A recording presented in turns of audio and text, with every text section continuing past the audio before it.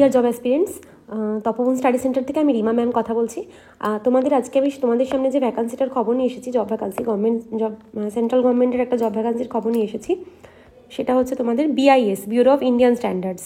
BIS, দেখো এই BIS ফর্মটার নোটিফিকেশনটা আজকেই পাবলিশ হয়েছে, শর্ট নোটিশটা আজকেই দিয়েছে।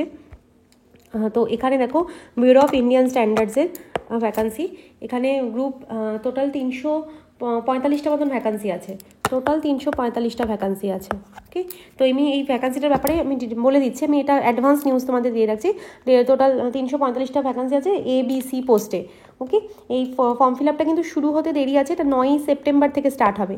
9 সেপ্টেম্বর থেকে ফর্ম ফিল আপ স্টার্ট হবে, ফর্ম ফিল আপটা চলবে 30 সেপ্টেম্বর অবধি। মানে এখনও তোমার ফর্ম ফিল আপ কিন্তু শুরু হয়নি, এটা শর্ট নোটিফিকেশন পাবলিশ হয়ে, ডিটেল নোটিফিকেশন এখনও আসেনি।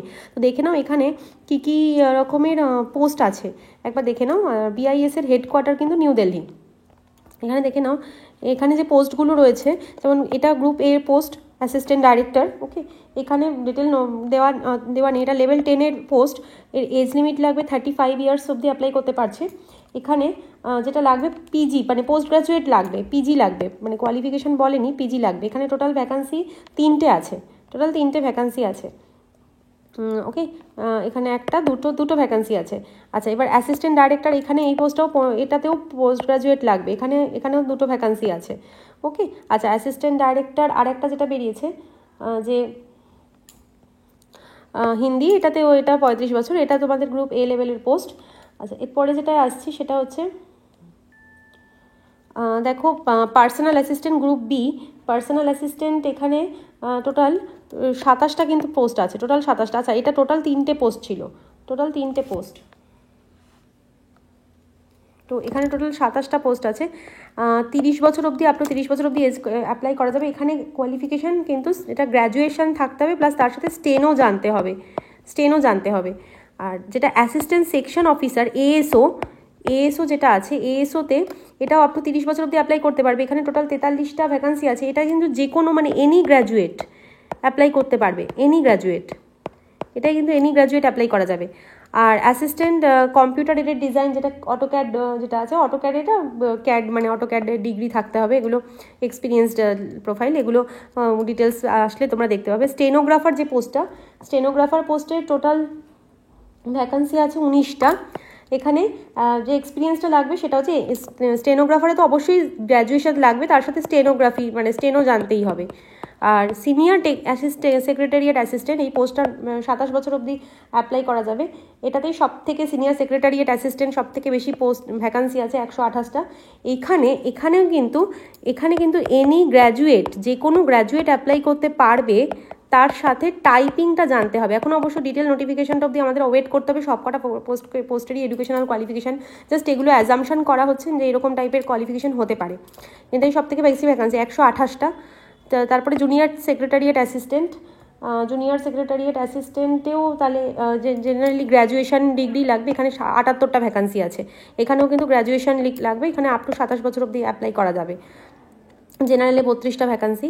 আচ্ছা, এরপরে যেটা এখানে দেখো, টেকনিক্যাল অ্যাসিস্ট্যান্ট ল্যাবরেটরি, এখানে টেকনিক্যাল মানে ল্যাবরেটরি অ্যাসিস্ট্যান্টে তোমাদের ডিপ্লোমা বা এই সমস্ত কিছু কোয়ালিফিকেশান চাইবে, লেভেল 6-এর জব এটা।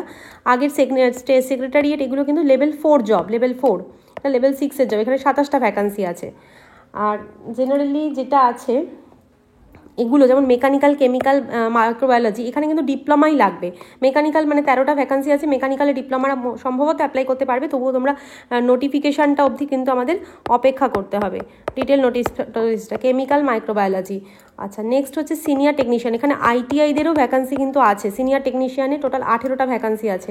ITI-রা up to age limit 27 years অবধি অ্যাপ্লাই করতে পারবে। আর ডিপ্লোমারা যারা অ্যাপ্লাই করতে যদি চাও, মানে মেকানিক্যাল ডিপ্লোমারা পারছে, সেখানে 30 বছর এজ লিমিট। ITI-দের জন্য এখানে 18টা ভ্যাকান্সি আছে। ITI-দের কার্পেন্টার, ওয়েল্ডার, প্লাম্বার, ফিটার এবং ইলেকট্রিশিয়ান, এই পোস্টে কিন্তু অ্যাপ্লাই করা যাচ্ছে। কার্পেন্টারে 7টা সিট, ওয়েল্ডারে 1টা, প্লাম্বার 2টো, ফিটার 5টা। আচ্ছা, আর লাস্ট একটা ভ্যাকান্সি আছে যেটা লেভেল 2, এটা ইলেকট্রিশিয়ান, ওয়্যারম্যান, এখানে 1টা ভ্যাকান্সি আছে। ওকে, তো ফর্ম ফিল আপটা যখন শুরু হবে আমরা ডিটেল নোটিফিকেশান তোমাদের জানাবো। ফর্ম ফিল আপটা করা যাবে www.bis.gov.in এই ওয়েবসাইট থেকে। তোমরা অপেক্ষা করো, 9 সেপ্টেম্বর থেকে স্টার্ট হবে। আর জেনারেলি যে প্রসিডিওরে হবে এখানে রিটেন হবে, তারপরে স্কিল টেস্ট যদি লাগে স্কিল টেস্ট কন্ডাক্টেড হবে, তারপরে ডিভি এবং লাস্টে মেডিকেল এক্সামিনেশন হবে। এই 4টে পর্যায়ে কন্ডাক্টেড হবে। ওকে, থ্যাংক ইউ। তাহলে এই অবধি আপডেট দেওয়ার কথা ছিল। আর আমাদের তপবন স্টাডি সেন্টারে তোমরা তপবন নতুন ব্যাচ আমাদের স্টার্ট হয়েছে এবং হবে সেপ্টেম্বর থেকে স্টার্ট হতে চলেছে অফলাইন নিউ ব্যাচ। যদি আমাদের সাথে প্রিপারেশন করতে হয়, আমাদের সাথে প্রিপারেশন নিতে হয় বা গাইডলাইন নিতে হয়, তাহলে তোমরা কিন্তু অবশ্যই আমাদের তপবনের হোয়াটসঅ্যাপ নাম্বার 8820222385 এই নাম্বারে হোয়াটসঅ্যাপ করতে পারো এবং 9681026768 আমাদের নাম্বারে কল করতে পারো। সকাল 8:30 থেকে সন্ধ্যে 6টার মধ্যে কল করে তোমরা অ্যাডমিশন কোয়ারি রাখতে পারো। তো চলো আজকে এই পর্যন্তই। ডিটেল নোটিফিকেশান আসলে অবশ্যই তোমাদেরকে জানানো।